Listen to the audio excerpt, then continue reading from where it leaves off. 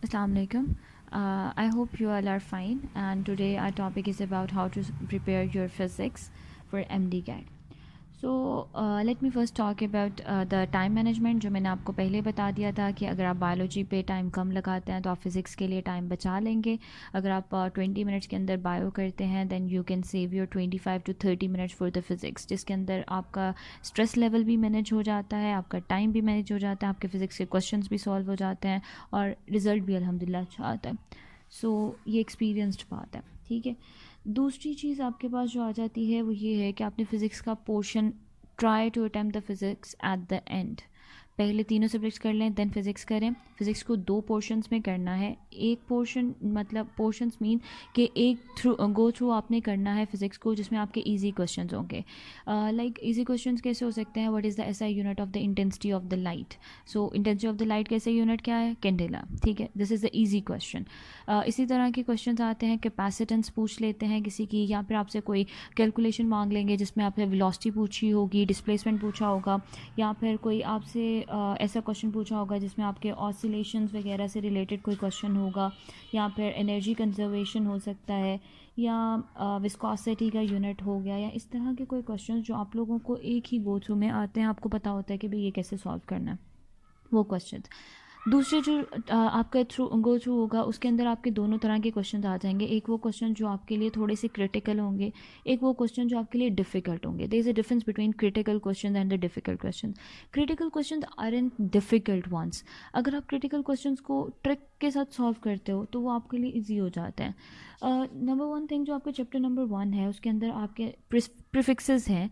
तो प्रीफिक्सेस एक अगर मैं उनसे बनाऊँ तो एक critical question in a sense है कि जो बच्चा प्रीफिक्सेस को रट्टा मार के गया होगा उसे पता होगा इसका एटो जो है उसका 10⁻⁻18 है और फेमटो जो है उसका 10⁻⁻15 है। तो उसे अगर क्वेश्चन आ जाता है atto divided by femto is equal to question mark है, आगे हमारे पास आ जाता है मिली के इक्वल होता है, माइक्रो के इक्वल होता है, या डेसी के इक्वल होता है, या सेंटी के इक्वल होता है। तो जिस बच्चे को तो पता है कि ये जो है 10⁻⁻18 और वो नीचे वाला 10⁻⁻15 है, ठीक है। तो वो क्या करेगा, वो सॉल्व करके कह देगा जी हमारे पास 10⁻³ है तो इसका मतलब ये मिली है, ठीक है। तो ये क्रिटिकल क्वेश्चन था for those people who didn't prepare this table, ठीक है। जिन्होंने प्रिपेयर कर लिया उनके लिए ये ईजी क्वेश्चन था। So it's a kind of critical question. अब जो लोग ये प्रीफिक्सेस वाला टेबल नहीं याद कर सकते उनके लिए सिंपल ट्रिक है, इस टेबल को देखें। ये टेबल सिर्फ एक 3 का टेबल है, ठीक है। 3 का टेबल किस तरह है? दरमियान में 1 1 लिखा हुआ है, ऊपर सेंटी में -2 लिखा हुआ है, ऊपर देखो सारा 10⁻³ 10⁻⁶ 9 15 9 12 15 18 3 का टेबल लिखा हुआ है, ऊपर वाली साइड पे भी नीचे वाली साइड पे भी। अभी जो दरमियान में लिस्ट रह जाती है एटो फेमटो पीको नैनो माइक्रो मिली सेंटी डेसी डेका, ये वाली लिस्ट आपने रट्टा मारनी है जिस तरह हम लोगों ने मारी थी। एक विर्द करो, 5 6 मिनट घर में किसी के पास बैठ जाओ और वहाँ पे उन्हें सुनाओ कि ये हमारे से सुन लें। 5 से 6 दफ़ा एक दिन में करो, 2 दिन 3 दिन के अंदर मैक्सिमम या आपको फिंगर टिप्स पे याद हो जाता है। तो आपका ये क्वेश्चन एक लाजमी आता है। फिर हमारे पास आ जाता है आपके जो एरर्स हैं वो आपसे पूछे जाते हैं। रैंडम एरर्स क्या होते हैं? ये आपके सिंपल क्वेश्चंस होते हैं। रैंडम एरर जो है वो सिस्टमिक एरर क्या होता है? फिर हमारे पास अगले क्वेश्चंस आ जाते हैं राउंड ऑफ करने वाले, साइंटिफिक नोटेशन से रिलेटेड। वो आपके प्रैक्टिस होनी चाहिए आप लोगों को। बस साइंटिफिक नोटेशन आपको एक बार समझने की ज़रूरत है। एक बार आपने उसे समझ लिया, आपको नेक्स्ट उसके अटैम्प्ट करने की भी ज़रूरत नहीं है, उसे रीड करने की भी ज़रूरत नहीं है। एक दफ़ा उसके रूल्स अच्छे से पढ़ लो, बस दैट्स इट। फिर हमारे पास प्रिसीजन एक्यूरेसी आ जाती है। प्रिसीजन एक्यूरेसी से रिलेटेड हमारे पास जो लीस्ट काउंट है, सिस्टमिक एरर है, इनका आपस में क्या रिलेशन है, एक्यूरेसी से रिलेटिव एरर का क्या रिलेशन है। इसके अलावा लीस्ट काउंट जो है हमारे पास मीटर रोड का लीस्ट काउंट क्या होता है, स्क्रू गेज का क्या क्या होता है, और वर्नियर कैलिपर जो है आपके पास उनका जो लीस्ट काउंट है वो क्या होता है, ठीक है। ये आपको पता होगा तो फिर आपसे कोई भी क्वेश्चन जो है वो इनसे रिलेटेड, प्रिसीजन से रिलेटेड किया जाएगा। तो आपको पता होगा अगर स्क्रू गेज का मुझे क्वेश्चन आया था तो मैंने कितने डिजिट्स के अंदर अपना क्वेश्चन का आंसर जो है वो इसमें फाइंड आउट करना है, ठीक है। फिर आपको पता होना चाहिए कि हम लोग जो ये अनसर्टेनिटी फाइंड कर रहे हैं तो अनसर्टेनिटी एडिशन सब्सट्रैक्शन में कैसे है, मल्टीप्लिकेशन, ये सारे क्वेश्चन ऐसे हैं जो आपको प्रैक्टिस के बगैर नहीं आएंगे। और practice obviously makes a man perfect, ठीक है।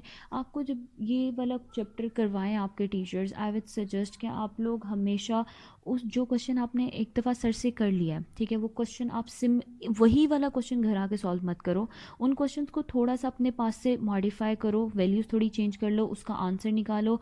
4-5 इस तरह के क्वेश्चंस करो एक ही, मतलब प्रिसीजन का मैंने आपको कोई स्क्रू गेज से रिलेटेड क्वेश्चन दिया है, आप उस स्क्रू गेज की जगह आप वर्नियर कैलिपर का वही क्वेश्चन रखो, वर्नियर कैलिपर का जो है वो मुझे अनसर्टेनिटी निकाल दो, ठीक है। फिर मैं कहती हूँ आप मुझे मीटर रोड की अनसर्टेनिटी निकाल दो, क्वेश्चन वही है, ठीक है। अब आपने जाके सर से पूछना है, sir am I right at this question, is that answer is right और नॉट। तो एक तो आपका ये तरीका हो जाएगा। दूसरा आपका जो क्वेश्चन आ जाता है वो हमारे पास आ जाता है dimensions. Dimensions is a easiest part, that is not a big deal. So next thing is हमारे पास एक्सरसाइजेज आ जाती हैं। एक्सरसाइजेज का मैं एक ही चीज़ एम्फेसाइज करूँगी, काइंडली एक्सरसाइज हर चैप्टर की, चाहे वो क्वेश्चंस हैं, चाहे वो न्यूमेरिकल्स हैं, या फिर आपकी जो अंदर एग्जांपल्स हैं, उन्हें लाजमी अटेम्प्ट करें। कम से कम एक एग्ज़ाम्पल को आपने अपने 3 माह अगर आपके पास हैं, तो उनके दौरान आपने एक एक चीज़ को कम से कम 10 से 12 दफ़ा किया हो, आपको पता हो कि अच्छा ये वाला क्वेश्चन था और ये इस तरह अटेम्प्ट हुआ था, इसके अंदर थोड़ी सी वैल्यू चेंज हुई है, आंसर इसका उसी तरह आएगा, ठीक है। दूसरा, फॉर योर यूनिट्स के लिए हम लोग क्या करते थे, हम एक ही पेज लेते थे, एक जो रजिस्टर है उसका पेज लें काइंडली। उस पेज पे आपके मैंने चैप्टर नंबर 1 जो है आपको आज सर पढ़ा रहे हैं, ठीक है। तो चैप्टर नंबर 1 के अंदर ठीक है, हमारे पास यूनिट आ जाता है, फोर्स का यूनिट क्या है आपने वहाँ पे लिख लिया, फोर्स का यूनिट है न्यूटन। न्यूटन आगे क्या होता है, किलोग्राम मीटर पर सेकेंड स्क्वायर। वर्क जो है उसका यूनिट क्या है हमारे पास, जाउल, ठीक है, उसके आगे यूनिट लिख लिया किलोग्राम मीटर पर सेकेंड स्क्वायर। फिर हमारे पास पावर, यानी आपने एक पेज लेना है, आप लोग जिस दिन जो पढ़ोगे आपने उसके यूनिट उस पेज के ऊपर लिखते जाना है कि हमने आज ये पढ़ा था और इसमें ये चीज़ आई थी और इसका ये यूनिट था। अब सपोज करो फोर्स से रिलेटेड हमारे पास जो सेकंड ईयर है उसके अंदर हमारे पास कॉलम्स ला है, आप फोर्स इज़ इक्वल टू वो वाला फॉर्मूला लिख लो। फोर्स से रिलेटेड जितने क्वेश्चंस हैं जहाँ पे फोर्स का यूनिट लिखा है उससे आगे जितने फार्मूलाज हैं फोर्स के आप उन्हें लिख लो, ऊपर लिख लो ये कॉलम्स ला है, ये वाला ला है, ये वाला ला है। वर्क का अगर रिलेटेड है तो आप उसके आगे लिख सकते हो, एनर्जी से उसका रिलेटेड है तो आप उससे आगे लिख सकते हो। ये आपको क्यों हम करवा रहे हैं, ये मैंने क्यों किया था, ये मैंने सिर्फ इसलिए किया था, जब आप लोग लास्ट स्टेज पे होते हो ना तो इतना टाइम किसी के पास नहीं होता कि वो सारी की सारी किताबें पढ़े, ठीक है।